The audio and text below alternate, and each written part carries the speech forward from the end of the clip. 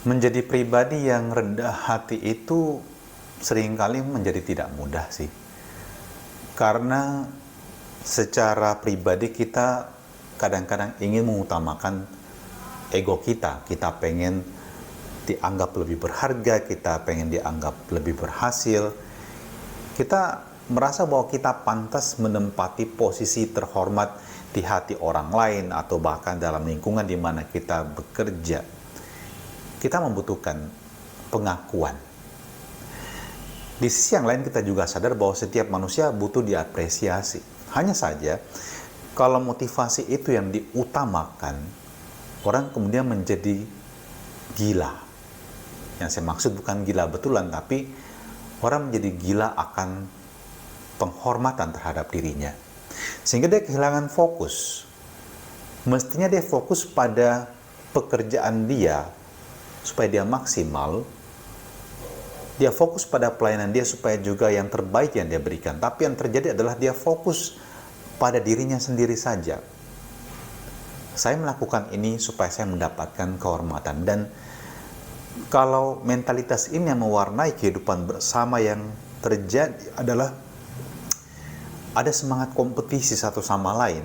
Memang kita butuh berkompetisi supaya kita kemudian juga terpacu untuk menjadi lebih baik. Tetapi kalau kompetisi itu adalah untuk memenangkan sebuah tempat dan kemudian merendahkan orang lain, menganggap orang lain tidak penting, atau mencoba untuk menyingkirkan orang lain, inilah penyakit yang menimbulkan perpecahan. Dan Yesus mengatakan perumpamaan hari ini tentang orang-orang yang kalau diundang ke pesta perkawinan jangan duduk di tempat yang paling depan, tapi tempat paling belakang. Kadang-kadang kita mengartikannya sangat harafiah dan mengatakan, oke, kalau saya datang ke suatu tempat, saya tidak akan duduk di tempat yang terhormat. Bahkan ke gereja pun orang menolak duduk di tempat paling depan. Yang Yesus maksudkan adalah dia berbicara tentang orang-orang yang memiliki mentalitas untuk menempatkan diri yang terdepan untuk dilihat, dipuji dan dikagumi, mencari kehormatan. Yesus mengendaki bahwa manusia ketika hidup bersama dengan orang lain tidak hanya memikirkan tentang aku, tentang kebesaranku, kesuksesanku, keberhasilanku, tetapi tentang kita. Apa yang bisa saya sumbangkan untuk persaudaraan kita?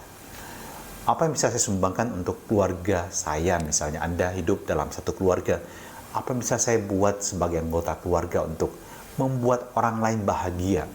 Bukan hanya saya yang harus bahagia, itu terlalu egois. Anda belajar untuk membahagiakan orang lain. Dan percayalah, semakin Anda melayani, semakin Anda membawa sukacita untuk orang lain, semakin Anda membawa keberhasilan juga untuk rekan-rekan kerja Anda yang lain, yang terjadi adalah posisi Anda akan terangkat. Siapa yang mengangkat? Orang-orang di sekitar Anda. Bukan kesombongan Anda yang mengangkat diri Anda. Kesombongan Anda akan justru menjatuhkan Anda di hadapan, di mata orang-orang lain.